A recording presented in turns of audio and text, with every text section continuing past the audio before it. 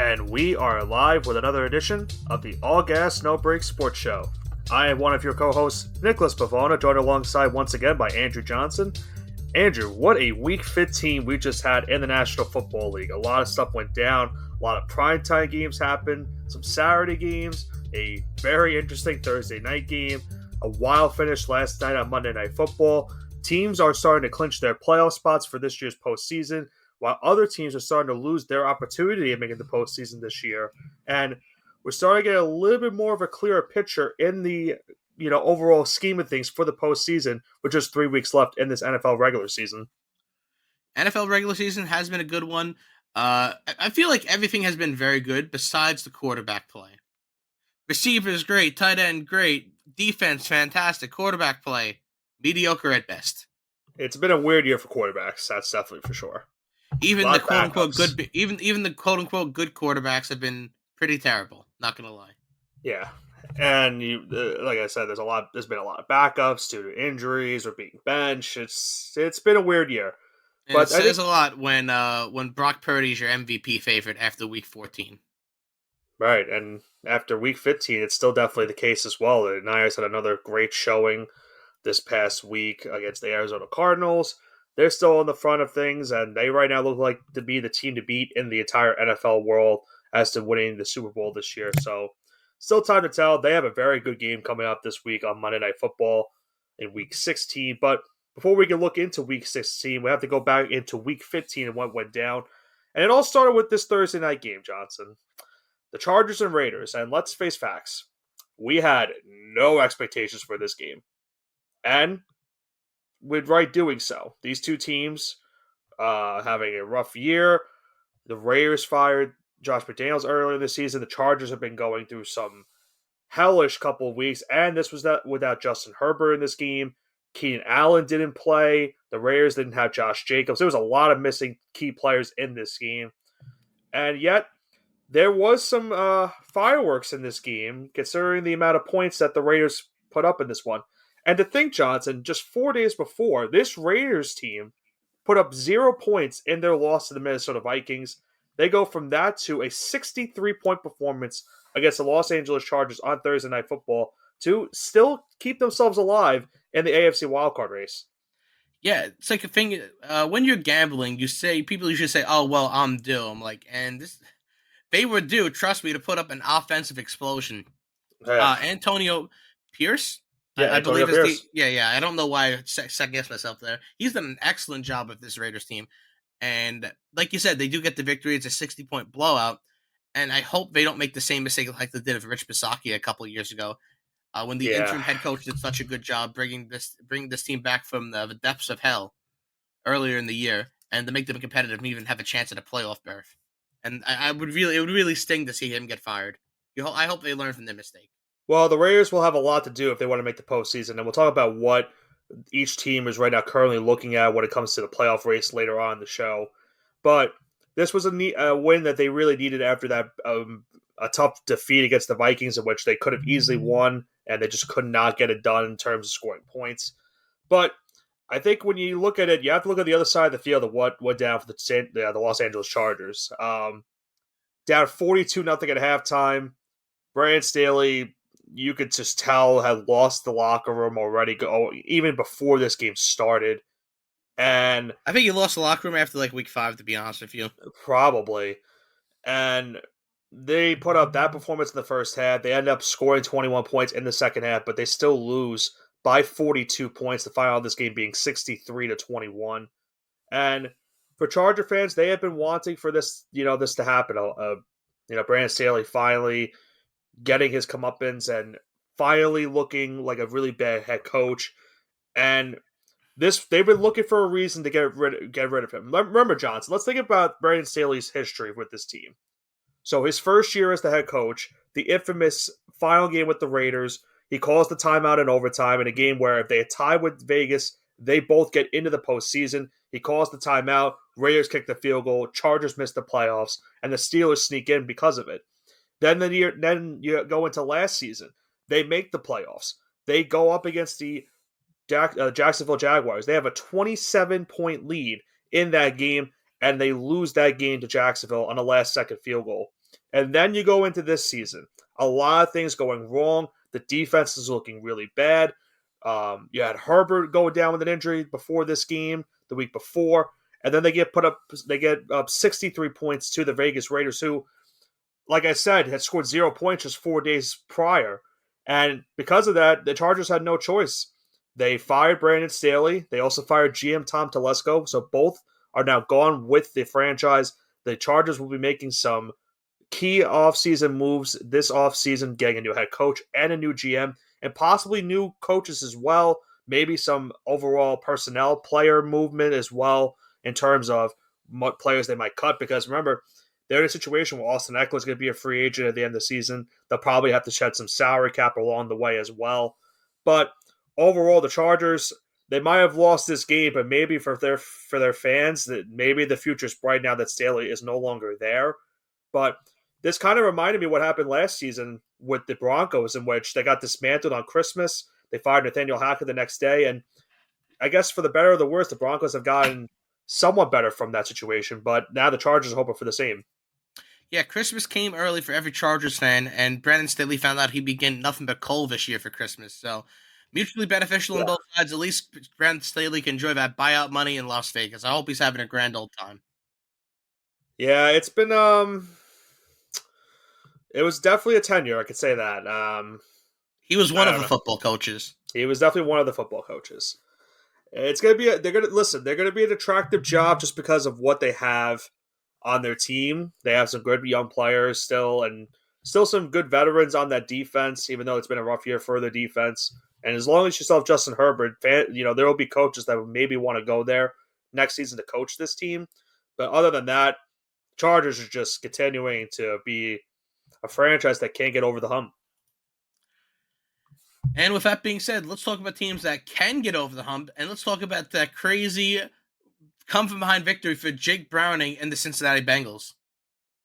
I mean, think about this scenario. They were down 17-3 late in the third quarter, and it looked like they were done. They could not do anything against this Vikings defense. And to the Vikings defense credit, I mean, you got to give Brian Flores a round of applause for what he's done defensively for the Vikings this season. He's done a really good job at keeping the Vikings in the hunt for a playoff spot, despite the fact that they're on their fourth quarterback of the season offensively.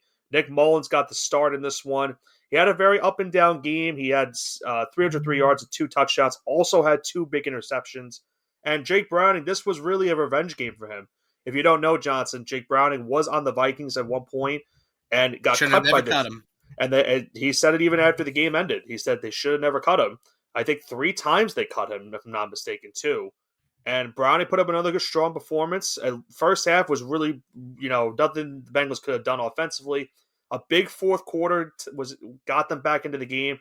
T. Higgins caught a touchdown that I'm still in amazement that he was able to even grab that ball and maybe get the extension just to get that touchdown to tie the game and send it into overtime. The Vikings had a chance to get the game-winning field goal. They had a situation in which they had 3rd and inches, couldn't get a QB sneak on that play. They ran the exact same play on 4th and inches and couldn't get that as well. Bengals drove down the field, kicked the game-winning field goal, and they stay alive in the playoff race, 8-6 on the season. And Johnson, if the season ended today, they would be in the playoffs. So this is a team that we kind of wrote off a couple weeks ago after the Joe Burrow injury. And with Jake Browning's play these last couple weeks, the Bengals right now, if the season ended today, could be in the postseason. So you got to give your hats off to not only him, but for a guy that I've really criticized the last couple of years, Zach Taylor, he's got this team in position to maybe make the postseason once again. Yeah, it's not like the Brandon Staley situation. He's been doing an excellent job all year. And you just have to really tip your cap because his whole thing was, well, if his team wasn't that talented, if he didn't have Joe Burrow, et cetera, he wouldn't be this good. And he's proven us all wrong right now. So you just got to really, you got to hand it to him. And the thing for the Vikings side of it also, they lose this game, but they are still in the playoff race. They still hold one of the last wild card spots in the NFC. So all not is lost for Minnesota right now on the season, but just a really tough defeat in this game, which it looked like they were going to win and pick up their 8th win of the season and stay alive in the NFC North race. And now the Vikings' only hope of winning the NFC North is they have to win out and they need the Detroit Lions to lose out. So the Vikings will need a lot of work in order for that to get done. And for the wild card race itself, they right now have a 7-7 record. They hold a wild card spot, but you still have the Seahawks and the Saints and the Falcons, Packers, even my Giants, I guess, are also still in the mix of it. But there's a lot of teams in the NFC that can vie for one of those final two wild card spots. And the Vikings will have to try to pick it up from here. They have a tough game coming up this Sunday against Detroit. Well, I'd love to see how the end of the season and I guess the rest of the season plays out for them because they're in the driver's seat. They control their own destiny, and I don't think they're going to win the AFC North, but NFC North, but I know what you meant. NFC North. Excuse me.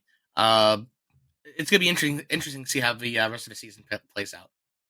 Yeah, I mean, we'll preview these teams and what they have remaining because obviously, as we mentioned, there's only 3 games left in the season, so these teams control their destiny. They obviously will need some help along the way as well. But for the Vikings, like I said, it's been tough. You're on your 4th quarterback of the season after Kirk Cousins went down.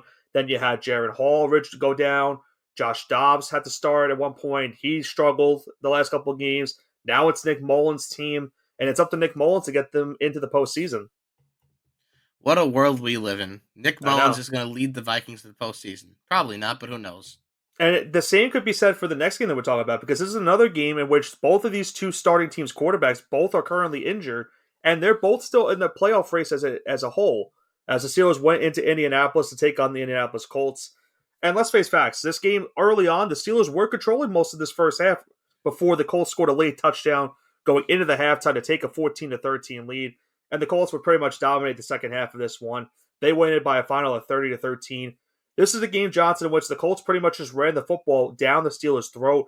They couldn't stop the running game. Even when Zach Moss got injured, there was still no Jonathan Taylor for the Colts as well. Gardner Minshew threw 3 touchdowns in this game, even despite the fact that Michael Pittman got injured also in this game. So the Colts were pretty much down their top 2 playmakers on offense, but their defense did a great job in this one. They forced 2 interceptions on Mitch Trubisky, and they forced the Steelers to make a late change of quarterback to Mason Rudolph. Rudolph will be starting this week for the Steelers against the Cincinnati Bengals, so that's something to note of for Pittsburgh, because the Steelers right now, they're 7-7. They're 1 game out of that final wild card spot, and for the Colts, they right now hold that last wild card spot in the AFC. So great job by Shane Steichen and Gardner Minshew. They've kept this team alive, and they're 8-6 now going into Week 16. And I think you really summed it up perfectly. The only thing I will add here is I think I've been a big advocate of Mason Rudolph since he got drafted. I'm sure you know this, but I'm excited to see what he can do. I want to see him get the Steelers to the playoffs. I want to see, because remember, we're a year removed from him being an absolute laughingstock in this league. Not even. The whole, the situation with Myles Garrett going back a couple years ago, yeah. I'm excited. I think he'll have a great game, and I'm excited to see what he can do. Well, it's make or break. The Steelers' season's on the line this Saturday. They play the Bengals. It's basically this: if the Steelers lose this game, they're out of the playoffs. I don't think they have a chance to make the postseason. If they could sneak out a win against a red-hot Bengals team, they're still alive. So it's pretty much you're saving your season if you win this game on Saturday, if you're Pittsburgh. Yeah, I would say that's an accurate depiction.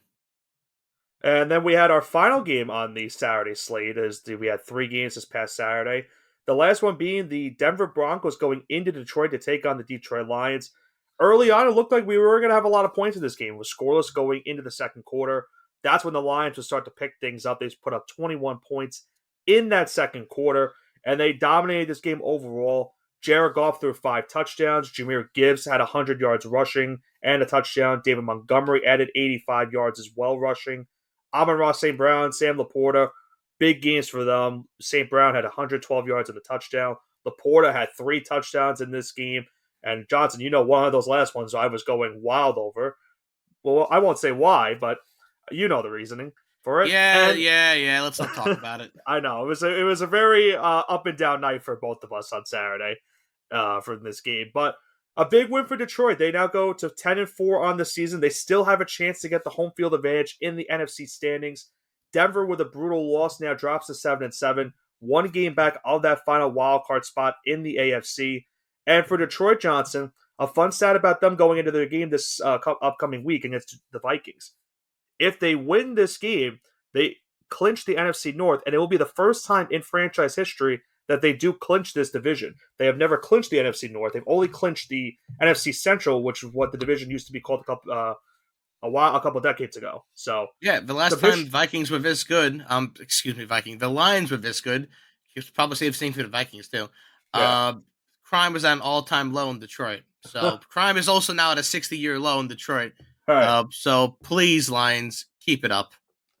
the Lions. Listen, this was a game in which we went into it where the Lions were struggling. We thought Denver maybe would give them a run for their money, but that was not the case. It was a rough first half offensively for the Broncos. It didn't get any better in the second half. And the Lions, they played a great offensive game overall. They needed this type of a game to get back some momentum for them.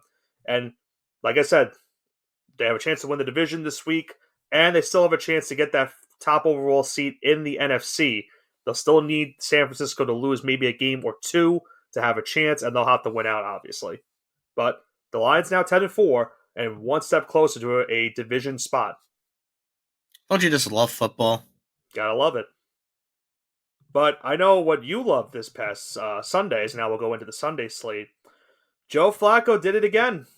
Joe Elite.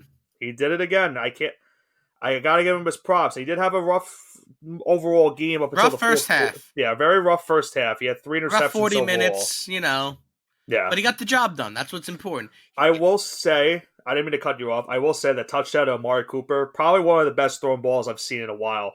That was a very, closed window that he had to throw that ball into to get it to Cooper, and he got it in between like 3 defenders. So I will give him that. Yeah, no, Joe Flacco's been a little bit of a pick machine, but he's rusty. He's had, a year off of football. He's 38 years old. But like I said, that spiral is just fantastic to watch. It's like watching art develop in real time. And think about this game overall as a whole. The Browns get a huge win to go to 9-5. They beat the Bears 20-17, and they still have a chance, Johnson, to not only make a playoff spot, but they can still clinch the division. They still have a chance to beat Baltimore and get the division, and maybe even get the top overall seed in the AFC. They're still not out of it just yet. Obviously, they'll have to pick up some games here and there. A crucial game this week against the Houston Texans, who are also in a playoff spot positioning as well. But on the other side of things for Chicago, this is a brutal loss because if they win this game, they go to 6-8 in the season, and they're one game out of a wild card spot in the NFC, and they had a chance to win it at the end. A Hail Mary attempt for Justin Fields down the field. Ball got tipped. Darnell Mooney had it in his hands, but lost control of it, and it led to an interception off the deflection to give Cleveland the big win, 20-17. As I mentioned, they now go to 9-5. The Bears fall to 5-9. They're still technically not eliminated from the playoffs just yet, but they can be eliminated this upcoming Sunday due to a couple scenarios. They're 2 games out of that last wild card spot. So a rough break for Chicago, even though they still have right now the potential to get the number 1 overall pick in this year's NFL draft thanks to the Carolina trade. But Cleveland, big win for them, staying alive in the wild card race. And like I mentioned, a huge game coming up with Houston Sunday in Houston. So the Texans and Browns should be a fun one. Yeah, it's a battle of backup quarterbacks, but I have a feeling that It Joe could be Flacco. CJ Stroud. I mean, yeah, they haven't ruled him out yet, but I feel like it's unlikely at this point. But we'll see. Well, the reason that you brought that up is because CJ Stroud did not start this past Sunday, and that was the game against the Tennessee Titans, even though they were wearing their Oiler jerseys for this game, maybe trying to rub the salt into the wound of I will the say Houston that is pretty fans. tasteless. Tennessee has nothing to do with oil. It has nothing to do with the history of that franchise. Just give Houston the name, image, and likeness of all give them their trademarks back. Tennessee has no recollection of that. It's dumb. It's toxic. Like, I will say, if the Seattle Supersonics ever come back, or if a team ever comes back to Seattle, the Oklahoma City Thunder should forfeit all that history back to Seattle. That's neither here nor there. Maybe. But think about this game, Johnson, for both of these teams. I mean, the Titans still were technically alive in the wild card race, and they needed to win to stay alive in it as well. The Texans, obviously with no CJ Stroud, went to an interesting start at quarterback. They originally thought it was going to be Davis Mills. They went to veteran Case Keenum. And Case Keenum, to his credit, a big second half for Houston, because remember, they went into the half trailing 13-3. They couldn't get anything going offensively. But in the second half is where they got things going. Keenum was able to get a touchdown pass in the fourth quarter to tie the game at 16. And Devin Singletary pretty much took over the second half for Houston. He ran for 121 yards in this game, almost got the game-winning touchdown in overtime, did get called back due to a holding call. Kyrie Fairbairn's first game back from injury. He kicks the game-winning field goal to get the Texans a much-needed win, 19-16, over the Titans, not only eliminating the Titans from playoff contention, but giving the Texans still some hope, because right now they are on the outside looking in of the wild card race, but they're still tied with the Colts for that final, or also the Cincinnati Bengals, I should say, too. They're tied with both of those teams for one of those last wild card spots in the AFC. So the Texans, this is a big win for them, keeping themselves alive in the AFC playoff picture. So DeMeco Ryans continues to prove himself, and most likely is going to win Coach of the Year this year. Yeah, it's really been a great story for him. It's an excellent story. No one really saw this coming. I don't like. I don't really. I don't have much to say for DeMeco Ryan. He's probably gonna be Coach of the Year. Has to be.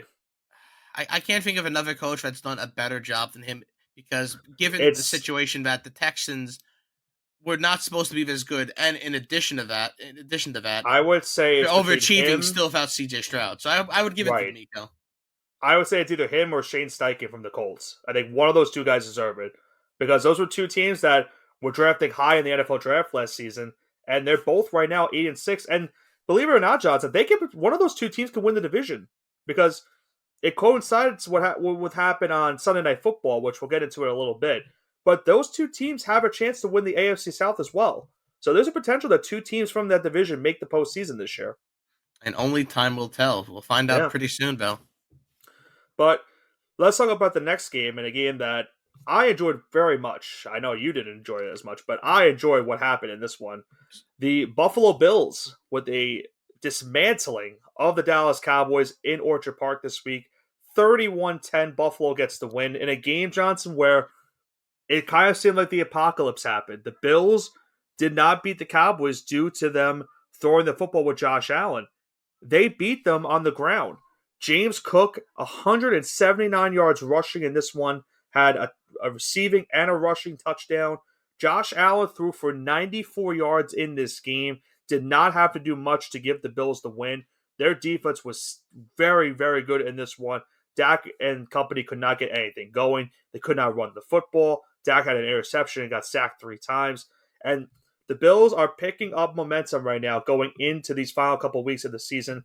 They are still on the outside looking in as in terms of the wild card race, but this is a big win right now, and it really says a lot of things of what's happening this last couple of weeks since they made the change at offensive coordinator. Yeah, listen, I will say this victory doesn't mean much, and now I'm a salty Patriots fan or whatever, but listen, it happened in extreme weather. Anything goes in extreme weather games, and you don't believe me? Mac Jones beat the Bills in extreme weather game 2 years ago because of a similar situation. I'm not going to read much into this yet. I know as much as you enjoyed this, Nick, I'm not going to read it. Well, obviously, if anything, into this. I enjoyed it for the sheer fact that it was the Cowboys that got it was. Listen, I get it. I 100% understand, but I just don't.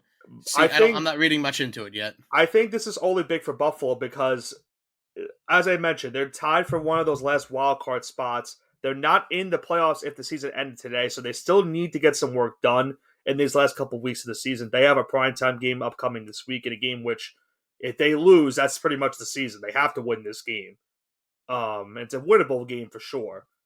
And you look at the grand scheme of things, they could still win the AFC East as well. They're only 2 games back of Miami, and those 2 teams play in the final week of the season. So there is still a chance for Buffalo to win the division. And for the Cowboys, on their perspective, they lose this game. They're now 1 game back of San Francisco in the overall record for the NFC and trying to get that bye week in the playoffs. But they are still not as, down bad as after what happened on Monday Night Football, which we'll talk about in a little bit. So the Cowboys still have a good chance. They still clinch a playoff spot despite the loss this week, so they are going to be back in the playoffs this year. And who knows what happens this year? It's been a crazy year for football. I guess anything is possible. Hopefully, for my case, it doesn't lead to Dallas doing anything in the playoffs once again. But Johnson, we had our last game of the week, and that was Sunday Night Football between the Baltimore Ravens and the Jacksonville Jaguars. I don't know what's going on with Jacksonville these last couple weeks. I think this team is starting to play not good. I mean, they've lost 3 in a row now, and the way they lose this game is really bad because terrible clock management at the end of the first half cost them points. It cost them a chance to go down 1 possession going into the half. Trevor Lawrence got injured late in this game. He has a concussion. There is a strong possibility he could miss this week for the Jaguars. So that's big considering they have an interesting game coming up on Sunday.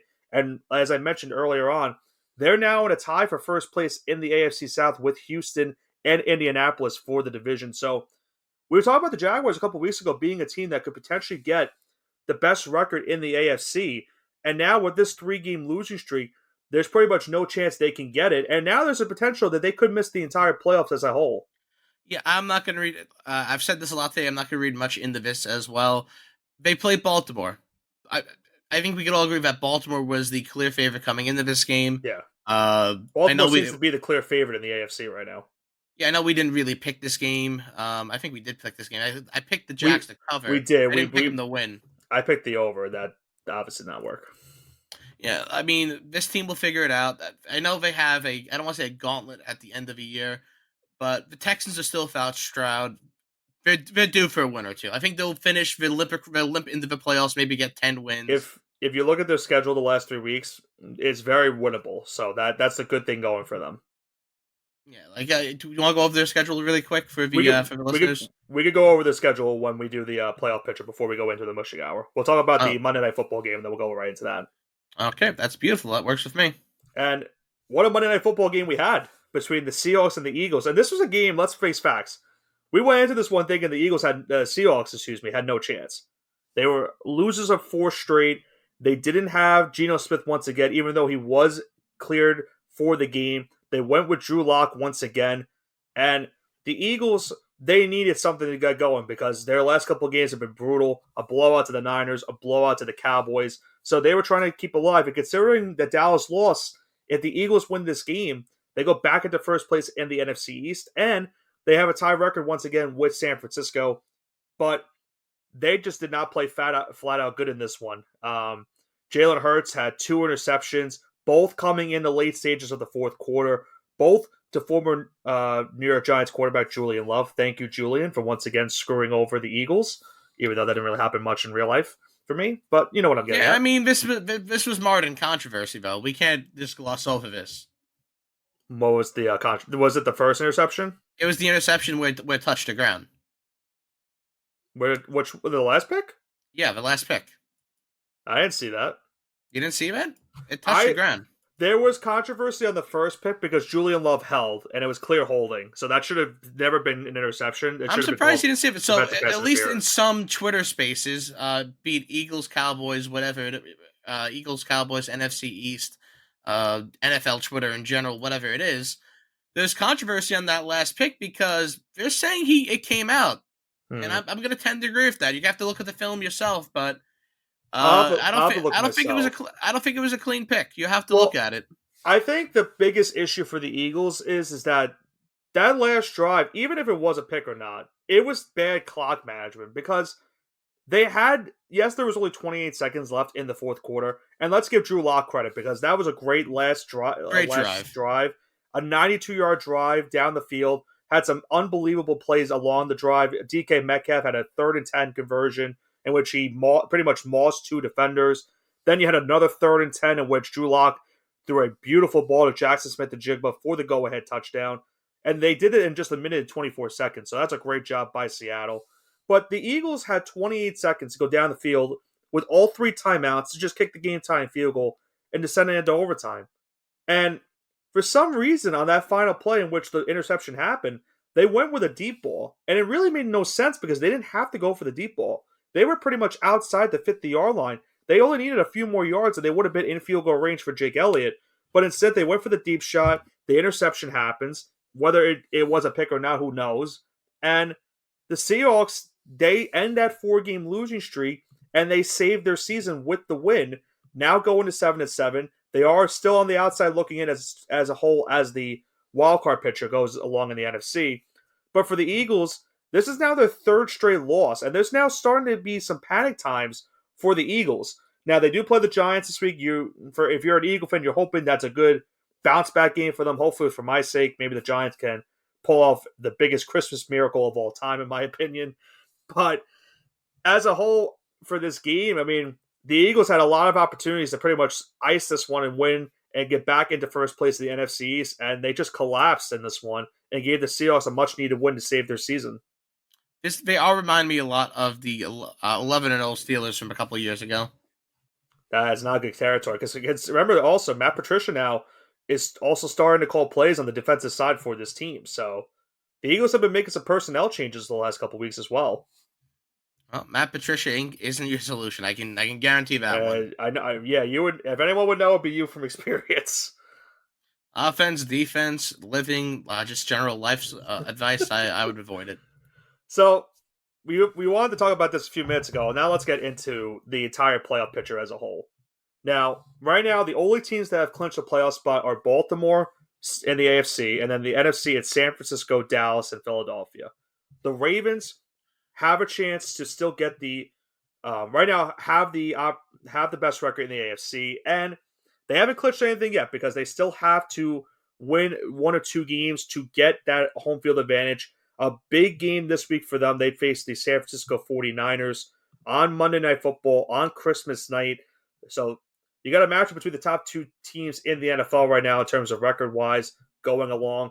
That will be great and fun for that one. But for the Ravens also, they're still trying to clinch their division. They have a 2-game lead on Cleveland. Their last 3 games are San Francisco, Miami, and Pittsburgh. So not really necessarily easy games for the Ravens coming up, considering they also lost to the Steelers earlier on in the season. So for Baltimore, they still have some work to get done. And the teams behind them still have a chance. Miami is 10-4. They play Dallas this upcoming week. We talked about how they play the Bills in the final week of the season. That could potentially be for the division title. And who knows what happens with this team, because when it comes December, the Dolphins seem to struggle a lot. And you looked at the schedule, Johnson. Dallas this week, New Year's Eve at Baltimore, and then the Bills game to end the season in Miami. There's still a chance Miami could potentially not only not win the division, maybe even miss the entire playoffs as a whole. If that was the case, this would be a collapse of epic proportions. I can remember the last time you would see a collapse like this in any sport. It would be really bad if that happens. Yeah, I mean, this is beyond bad. This would be this would be historically bad. Yeah. This isn't like, oh, run of the mill. Oh, you know what happens. Like, no, this is like you have a 99% chance to make the playoffs. Oh, by the way, you're not making the playoffs, huh? Yeah, that's the season we've had right now, and I think the biggest last thing we have to look at for in terms of the AFC, look at the wild card race. There are a lot of teams right now in the picture. Jacksonville right now leads the AFC South, but as I mentioned, they're in a 3-way tie for the division. So there's a potential that they could miss the playoffs. We spoke about what their final 3 games of the season they have left. Now, we should talk about what the 2 teams that are tied with them also have these last couple of weeks of the season, because the Texans and Colts have a realistic shot of sneaking on and winning this division and knocking Jacksonville out. The Texans have Cleveland coming up this week. Then they play the Titans. And the final week of the season, they play the Colts. And Johnson, that very well could be for not only a playoff spot, but maybe could be for the entire AFC South division. I'm getting nervous for these teams now because one of these teams, a historic meltdown is going to come for one of these teams. I just don't know which one it is yet. Yeah. And for the Colts, they have the Falcons this week, then the Raiders, and then that Texans game. So the Colts have winnable games coming up. It's going to be crazy because it's going to be a combination of a come from behind streak of games, which one team wins, and another team's going to just be on a losing streak, which they can't shake. It reminds me of those old Andy Reid teams that'd be like 7-2, and then they'd collapse and not make the playoffs. And I used to be a fan of those because they were mostly with the Eagles. Mm-hmm. And with the Chiefs for some of it, before they got Patrick Mahomes. Right. Who saved his career and his livelihood and legacy. I'm not going to that. The Cleveland Browns, as I mentioned, play the Texans this week. They currently hold a wild card spot, still have a chance at the division in the AFC North. Then they play the Jets on Thursday night, and then they play at the Bengals. So the Browns still have some very tough games coming up for them if they want to make a postseason spot. And I know Joe Flacco definitely will like to get one more chance at a Super Bowl ring if he can get Cleveland into the playoffs as well. I know for you yourself, you would love to see that as well happen. The Buffalo Bills, as I mentioned, they currently are on the outside looking in for the wild card race, but they have been playing some good football, and you have to believe you're a Bills fan that gives you some confidence.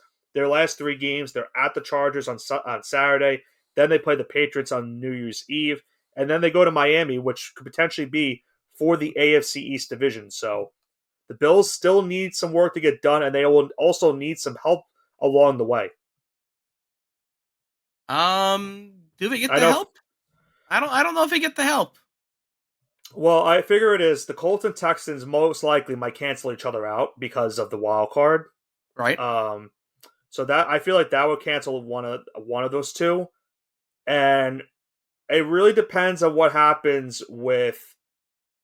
I would say Cincinnati. Do they keep playing this way with Jake Browning at quarterback? Remember, they did just lose Jamar Chase as well, so that's a big blow also to their offense. And they still have to play the Chiefs. Their other 2 games are very winnable, so the Bengals still have a chance, but there's still a possibility they could miss the playoffs. And that like you said, some team is going to miss out on an opportunity because 1 or 2 things are not going to go their way, and it's unfortunately going to cost them a playoff spot for the AFC this year. In my opinion, I don't think the Steelers are going to beat them twice, and this may be a spoiler for the mushing hour. So I think the Bengals at worst will finish 9-7.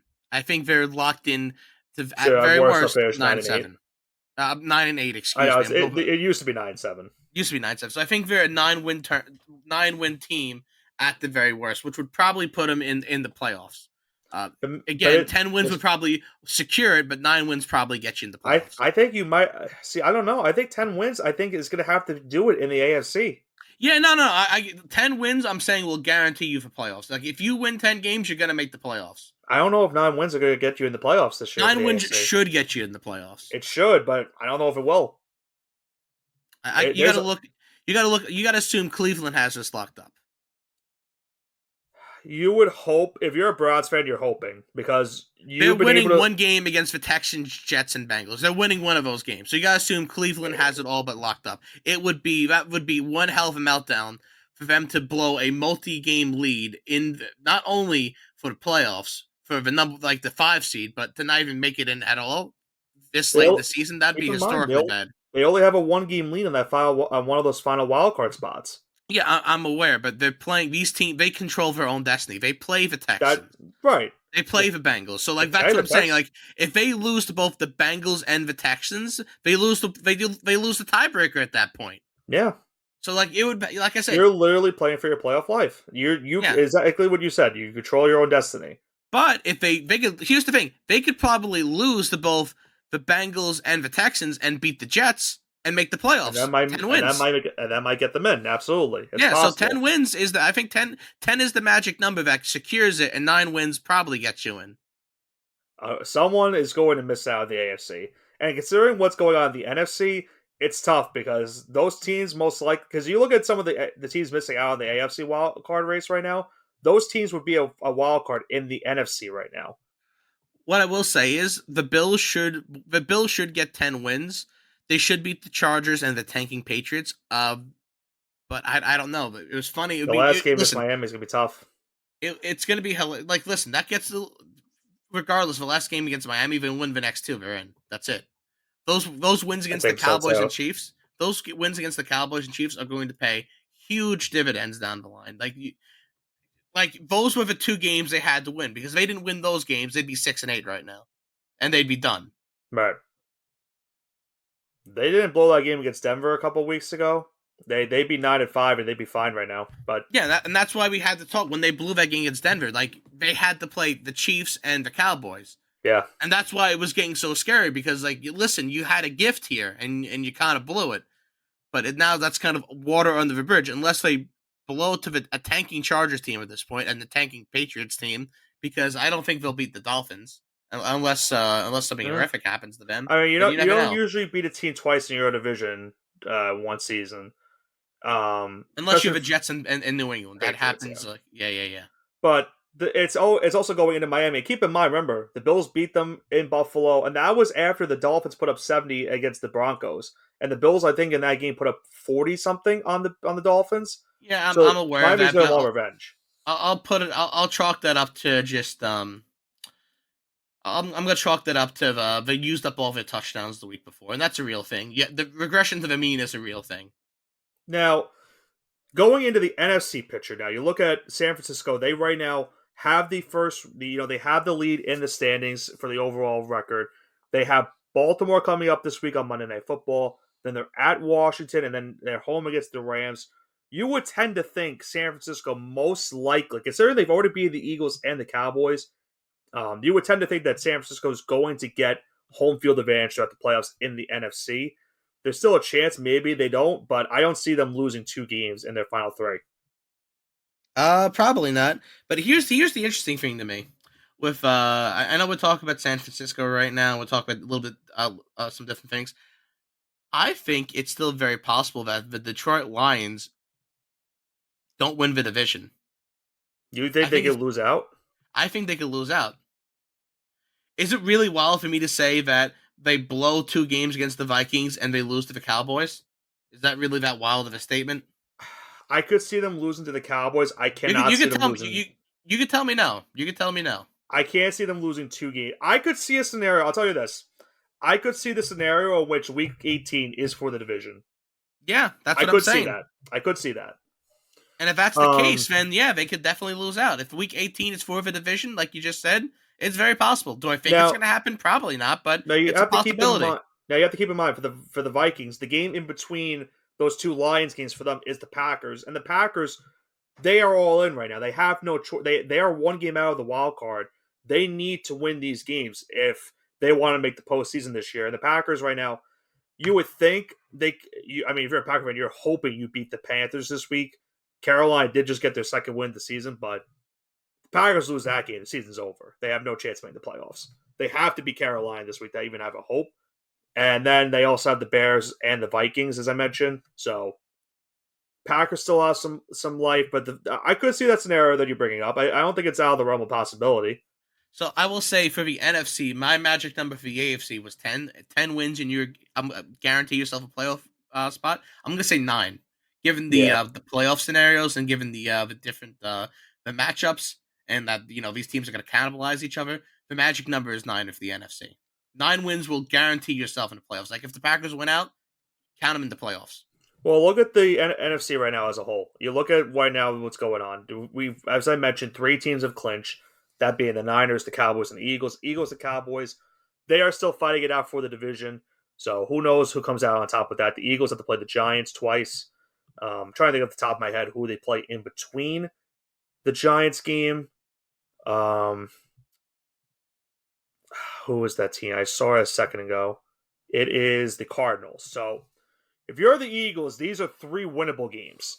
If you want to clinch the division and potentially still have a chance to get home field advantage, but I don't see that being very likely. For the Cowboys, we mentioned it. They have a tough schedule these last 3 weeks. They have the Dolphins and then the Lions the next 2 weeks. They should beat the Commanders the final week of the season, but those next 2 games are very, very big for them. If they want to have a chance, considering who the Eagles play their last 3, the Cowboys very much could well be in a situation where they might have blown out the Eagles the last time these 2 teams played, but they might just miss out on the division and be a wild card and face the NFC South division winner. I mean, listen, at this point, between Eagles Cowboys, the division means so much because the winner doesn't have to play the San Francisco 49ers because we all know that they're going to be the 4 seed of of whoever the NFC South sends. They're going to destroy that 4 seed. So And really, they're playing for not to play the Niners in the second round. And let's talk about the NFC South right now. Tampa Bay still leads the division after their big win on the road against Green Bay this past week. They still are 7-7. They're tied with the Saints right now for the division lead, but they hold the tiebreaker with the New Orleans Saints. And the Saints right now are on the outside looking in as a whole. They don't lead the division, and they're also do not have a tiebreaker over the Rams and Vikings. So and the Seahawks as well. They're currently the 9th seed in the NFC. But look at the last 3 games for Tampa Bay. They're home against Jacksonville this week. It will not be an easy game considering Jacksonville has a lot to play for right now. Then on New Year's Eve, they play the Saints, and that very well could be for the NFC South division as it is. And then they play Carolina to end the year. So Tampa Bay still has some very tough games upcoming for them. For the Saints, they play the Rams on Thursday night. That's a huge game considering where those two teams are currently slated in the standings. As I mentioned, the Rams right now have the last wild card. The Saints are on the outside looking in. And then, as I mentioned, they're going to Tampa on New Year's Eve. And then they go to play Atlanta the final week of the season. And if Atlanta had not lost to Carolina, they would also be tied for the division lead at 7-7. But they lost that game. They go to 6-8 in the season. They're going back to Taylor Heineke this week against the Colts. They have to play the Colts, as I mentioned, and then they go to Chicago, and then to end the year with New Orleans. So the Falcons will need a miracle, in my opinion, to win the division. That's pretty much I think the only way they can get into the playoffs. I think any wild card spot for them is pretty much out of the question. No, they can still get a wild card. It's just probably next to impossible. They got to win all 3 of their games. Yeah. Because if that magic number is 9, they have to win every single game at the end of the season. Yeah, listen, it's still possible. It's just highly unlikely because Tampa Bay, like you said, they play the Saints, which they probably should win, and they play the Panthers. That should be for the division. I think the Bucks and Saints game on New Year's Eve most likely is going to be for the division. I would agree with that. The Rams, as I mentioned, they currently hold the last wild card in the NFC after their win over the Commanders this past week. They will play the Saints on Thursday. Then they go to the Giants on New Year's Eve. And then they go to the Niners to end the season. So the Rams, it's not going to be easy to end the season for them if they want to make the postseason. I think it really is going to depend on what happens for the Niners. Because if the Niners have everything clinched up by Week 18, maybe they rest their starters in that game. Maybe the Rams have an opportunity to take advantage of that and sneak into the playoffs. But this game on Thursday is going to be huge between them and New Orleans because I think realistically you could really make the case that whoever wins this game most likely makes the playoffs as a whole. Man, there's so much for stake right now. I'm excited. I can't wait to see the end of this. Only time can really tell. Yeah, that's the beauty of it. And then the last 2 teams I'll talk about will be the Seahawks and the Packers. The Seahawks, they have to play at Tennessee this week. Then they go back home to take on the Steelers on New Year's, and then they go to the Cardinals to end the season. So I would say pretty winnable games for Seattle to end their year. Beating the Eagles was monumental for this team because it not only kept you at 500, but it gives you a chance to now finish the season with potentially 10 wins, and that could definitely get you into the playoffs in the NFC this season. So the Seahawks need to take advantage of these final 3 games and make sure they get back into the playoffs. What a time to be alive that we're talking about a couple of teams. I think all these teams have a legitimate shot to make the playoffs, some greater than others. But at the end of the day, which 2 do you think are going to make it besides the Eagles/Cowboys? Because we know they're locked in. They're guaranteed. What 2 do you have are going to make it? So we're guessing who's going to be the final 2 wild card teams? Yes. Who? Out of the NFC. I would go with Seattle. I think beating the Eagles was huge because I think if you get Drew Lock, even if it's Drew Lock or if you get Geno Smith back fully healthy, I think because of who you're playing the last 3 weeks, you should win. I would agree with that. If you falter in any of those games, you don't really deserve to make it at that point because you beat one of the best teams in the NFL, even if they're frauds or not. That was a huge win for the Seahawks last night on Monday night. I think Seattle makes one of them, and then the second wild card, I'm going with the Rams. I think they beat Big Blue. I think they win the week after that, and I think the Niners rest their starters and they have a chance against them. I think it's going to be the Saints. Because I don't think the Vikings make it because the only reason the Vikings could make it is if the Lions beat them this week. The Lions are pretty much going to be a scenario where they might not be playing for anything in Week 18 when they meet up again. So the Vikings maybe take advantage of that, but they still have to go. They still have to beat the Packers, which won't be easy because they've had some struggles against the Packers. And for the Rams, I listen. I know it could be biased. I still could see them losing that game to the Giants. They shouldn't lose, but I could see them losing because they're going into MetLife. Who knows? We saw the Packers just recently lost to them. I think anything is possible at this rate when it comes to the NFL. And they still have to play the Niners. And if the Niners are fighting for home field advantage that final week of the season, then the Niners are going to be playing every single player. So that could really hurt the Rams at the end of the day. And as much as it sucks to say, I think there's a realistic shot that there's going to be two NFC South teams in the playoffs this season, which Yeah, it's definitely possible. Which shouldn't be possible, it but shouldn't have been possible, but it is possible at this point.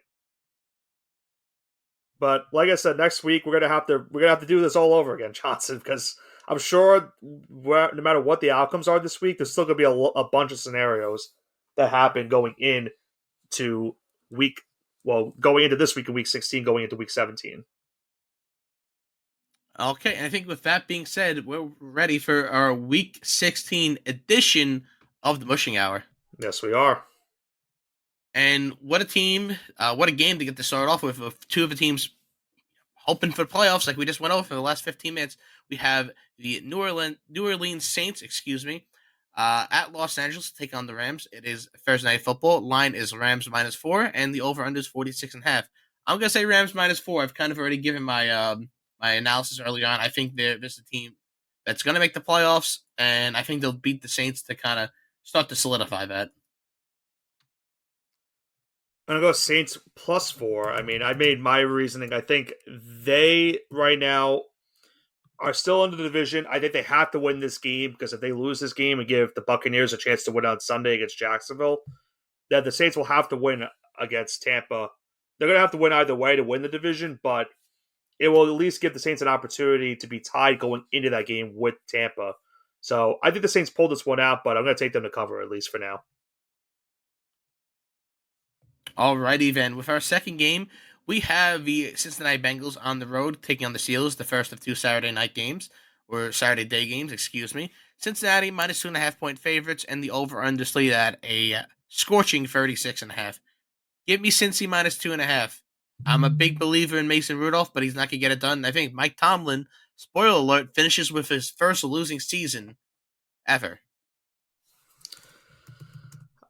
I agree with you. I'm going with Cincinnati, but I'm going to go -3. I think that extra half is going to be very crucial. Maybe it hurts me. Maybe it doesn't. Doesn't hurt me at the end of the day. Alternative spread, albeit by only a little bit. Now let's face facts. The Steelers have been playing some really bad football. They lost to the Cardinals, the Patriots. Now they just lost to the Colts.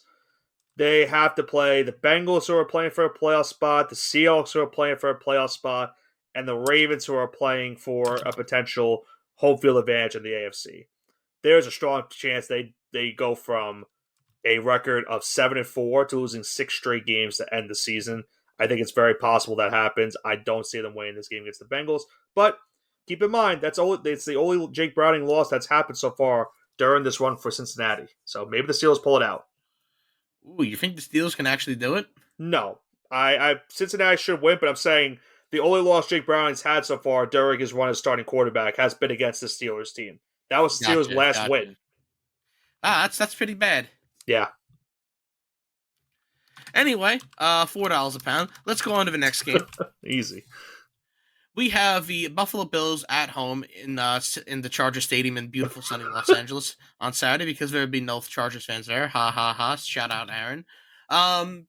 He's happy Bills at least. -11 favorites. 43.5 is a slated over under. Give me Bills -11. It's going to be a Morgan there, and by Morg, I mean it's going to be nothing but Bills fans.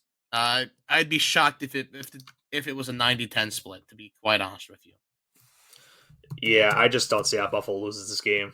The Chargers have a backup quarterback playing. They just gave up 63 points. You're hoping maybe they don't give up that many points against Buffalo. I don't think it will be. I mean, for their sake, I hope it's not going to be like that again. But Buffalo should win this game. There's no reason they should not win this game. They're fighting for not only a playoff spot, but for a potential division title. They have to win. If they lose the game, they're out of the playoffs. Do you think it actually happens? Do you think they're going to be out of? If they lose the game, there's no chance to make the playoffs. There's no way. I know. That's why it's high stakes. I'm sorry. You don't deserve to make the playoffs if you lose to this Chargers team. You don't. I agree. Yeah, no, Not with their current formatted team and a backup, and now an interim head coach. You can't lose to them. yep, I agree. This is a must win for Buffalo, and it's okay to have must wins in the middle of December. That's what all teams want at this All I'm point. going to say is I'm very concerned they might not cover. Um, because the last time they played a backup was I remember with Tyrod Taylor, and he kept the Giants in the game, and that was a really ugly game. You're hoping Buffalo since then has been really good offensively, so you would hope that that's not going to happen again. But yeah, they can't lose this game. They cannot lose this game. It's all or nothing for them. Okay. With that being said, the next game we have are the I was gonna say Buffalo Browns and Cincinnati Browns, the Cleveland Browns There you go. on the road going into Houston, Texas to take on the Texans. Houston at home minus 2 point favorites. 41.5 is the slate over. There's still no word on CJ Stroud. Give me Browns +2. I'm a believer in Joe Flacco, and I don't think Davis Mills has it in him. Now, Johns, I should have asked you when we were doing the picture for the NFC. We made our predictions for that. Do you have a prediction who makes the final two for the AFC? No, because that's a lot more wide open than the NFC. I think the Okay. NFC is kind of more closed. It's like a shut case, while the AFC still has a lot of variables Yeah, in it. there's still a lot. There's division leaders that potentially could Talk to miss me the in a week. playoffs.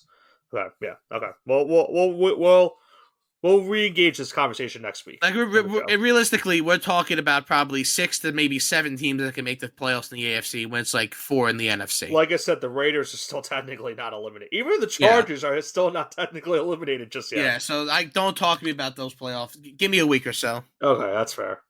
For this game wise, I think it's all to come down to if Stroud plays. If Stroud plays, I think the Texans have a really good chance to win.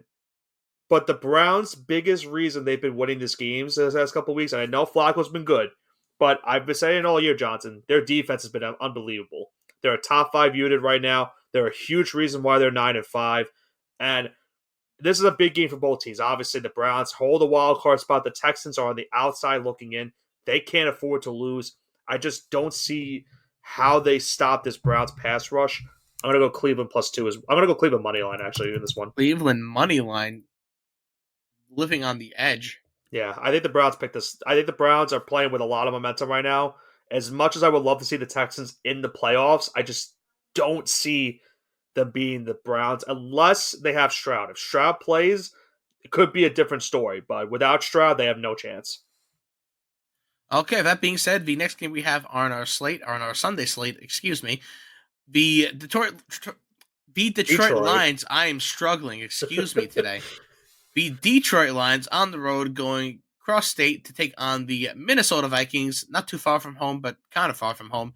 Detroit on the road, minus 3.5 point favors, 46.5 is the slated over under. Give me Vikings +3.5 because this would be a game that Detroit keeps it close for no reason. So it's a divisional game. These are kind of hard to predict. So they always seem to come down to a last minute touchdown or field goal. So give me Vikings +3.5. That +1.5 is very concerning because I can see the Lions win this game by a field goal. But listen, the Lions are in my good graces. I was a big hater against. I used to be a stan for Dan Campbell. Then I became a hater, and then after Saturday, I became a stan once again of Dan Campbell. So he's in my good graces right now. But being that as is May, I think Detroit gets this done. I'm gonna go -3 again. Another alternate spread of a 0.5 point that I'm taking. So I'm not really playing too dangerously this week, other than the Cleveland money line game. But I think the Lions get it done. I just don't know if the Vikings have a chance with Nick Mullins. He kept them in the game against the Bengals. I think the Lions coming off that game against Denver, you kind of saw the team that the Lions fans have been hoping for pretty much all this season. A lot of good offense, the defense playing really good. I think you get that again in this one. I think Detroit finally clinches their first NFC North Division title this week. What a nice story. I hope it happens. The next game we have is the Jacksonville Jaguars on the road going into Tampa Bay to take on the Buccaneers. Tampa Bay at home is a -1 point favorite, and the slated over under is 43.5. I think this game that the Jags can win. So if you can give me Jags and the points, give me Jags +1. How crazy to think, Johnson. Going into the season, if you looked at this game, Jacksonville is probably a 5-point favorite, maybe a 6-point favorite going into the Yeah, year. But the tides have turned for Jacksonville. As I mentioned, they've lost 3 straight games. The Buccaneers are on themselves a little bit of a winning streak, and they lead the NFC South right now. But I think Jacksonville, they can't afford to lose right now. They have too much talent on this team. Their defense has not really been playing great this season. The offense looked really bad on Sunday against the Ravens. You're hoping that's just because of how good Baltimore's defense has been this year. I think the Jaguars get it done. I'm going to go ballsy again. I'm going to take Jacksonville money line. I don't know if it's too ballsy considering it's +1, but I think the Jaguars end this skid, get a huge win in Tampa, even though it's kind of essentially a home game for both these teams. Kind of a home game, not really a home game. We'll figure it out. Yeah. Okay, the next game, we have my Dallas Cowboys going into Miami to take on the Dolphins. Dolphins at home, -1.5 point favorites, slated over under 51.5, the highest of all these games. Give me Cowboys +1.5. They're going to recover. They're going to be playing in a non-monsoon type game, and still no stats on Tyreek Hill. Dallas secondary is very good, and not having him to kind of stretch that secondary out, um, it's gonna cost them. So I think it's more contingent on it if Tyreek plays. But give me Cowboys +1.5 as of right now. This is a fun game, Johnson, because these are two teams that have the notion of not beating any teams this season. We talked about both of these teams a lot this year, in which they haven't had a really impressive win, and they're both right now have 10+ wins on the season. And now they play each other, so this would by far be their best win of the season, no matter who pulls out the win this week. Um, here's what I think is going to happen.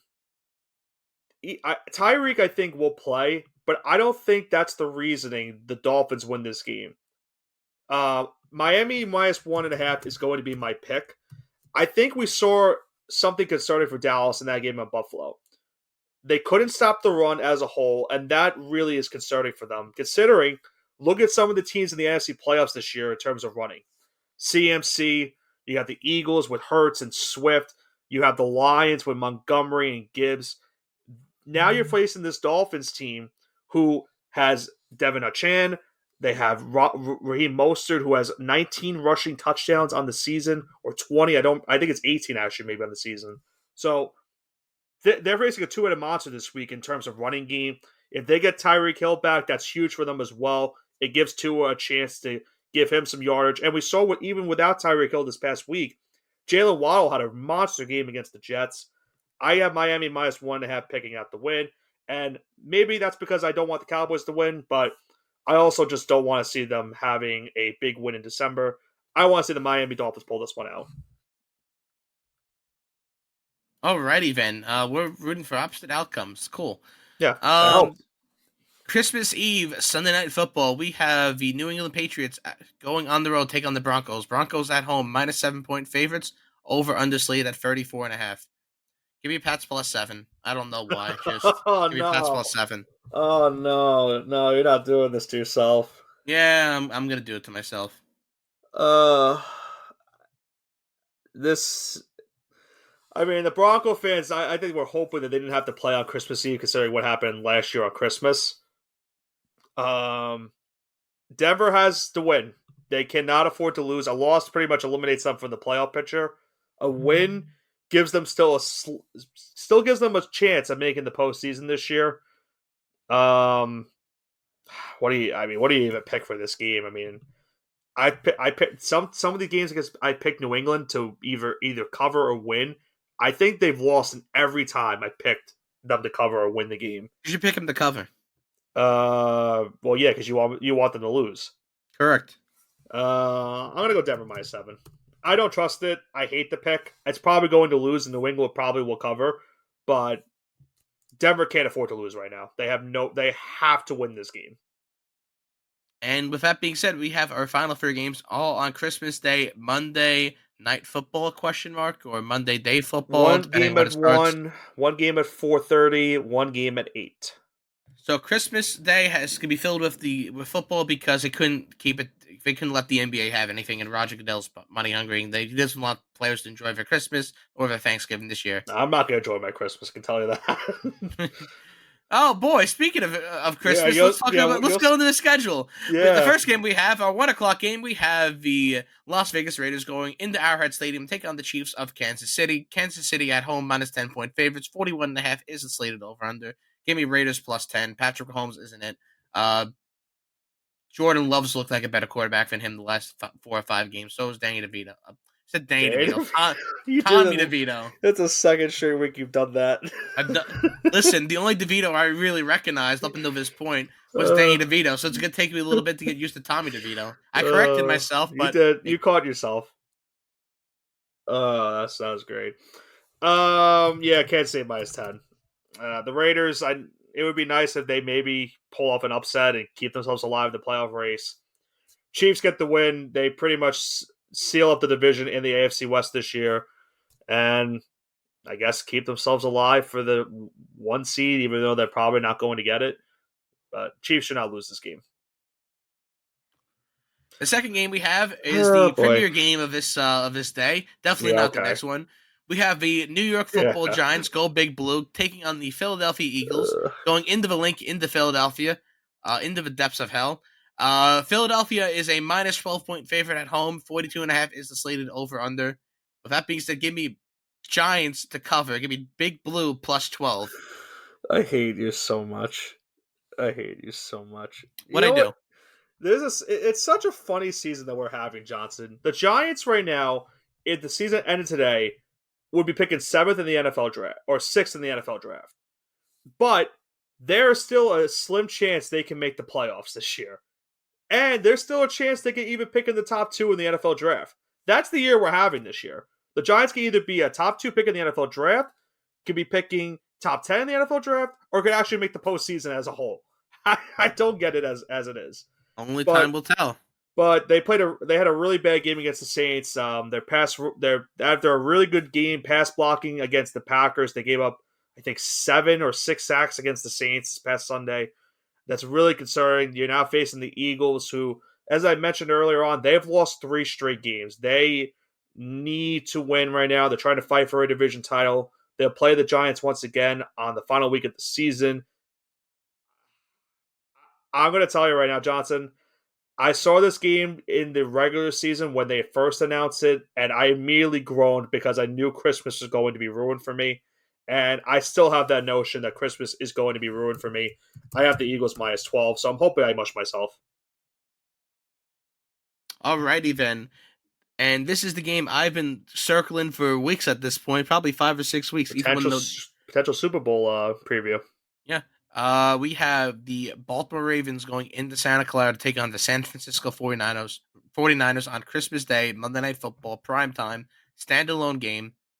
San Francisco minus 4.5-point favorites at home, over underslated at 46.5. Give me Niners minus 5.5. Anyone who's been listening to me knows how much I like this Niners team, and give me Niners not only to win but to cover. I'm very much looking forward to this game, and I think you have so many good playmakers playing: Lamar, CMC, Debo, Ayuk, Odell, Zay Flowers. Like, just overall, you have a great collection of talent playing this game. The defense is also 2 of the top 5 defenses you could mention in the NFL. That's why I'm not really thrilled about picking the over under. I think it's tough to pick an over under for this game because you can make the case for both of them. So I think gonna go also with San Francisco minus 5.5. These are 2 of the hottest teams in football. I just think the Niners are playing a different style of football that which I don't know if anyone can really stop them right now. I'll tell you this though, Johnson, if Baltimore beats them in this game, that says a lot more about Baltimore this season, and really they should be looked at as maybe the team to dethrone the Niners in the Super Bowl if these 2 teams meet once again. I'm looking forward to this game. Don't really have much more to say on this week's of the Mushing Hour. And before I guess we wrap up, do you have anything else to say about this week or the upcoming games? I hope I mush the Eagles and the Giants pull off the biggest Christmas miracle of all time. And then you wake up. It's not going to happen, but Johnson, just think of how badly Eagle fans will feel the day after Christmas if the Giants were to somehow pull this off. I will. I mean, It will beat anything. That would be my Super Bowl this year if the Giants pull this off. It's not going to happen, but if they do it, Hey, listen, you're allowed to dream. Yeah, it's gonna be hilarious. Yeah, I know. It's my American dream will go into an American nightmare. You like what I did there? I'm not gonna read you a Christmas story like someone else did last night on Monday Night Raw. I think it's time to wrap up the show after that. I think that's what we'll do here on the All Gas No Break Sports Show. We're gonna wrap this one up. Week 15 is in the books. We're now heading into Week 16, and the playoff picture you think is pretty much clear at this point. Not so much at the moment. Who knows what's going on? Who knows who's going to make it at this point? We're probably going to be here on the show next week, Johnson, and we probably still won't know who's going to make the playoffs. Yep. That's how this season has been in the NFL, and I'm sure it's only going to get wilder here in these final 3 weeks of the regular season. This has been Nicholas Pavona, joined alongside by Andrew Johnson with the All Gas No Break Sports Show. Have a great rest of your week, and Merry Christmas to everyone here on the All Gas No Break Sports Show.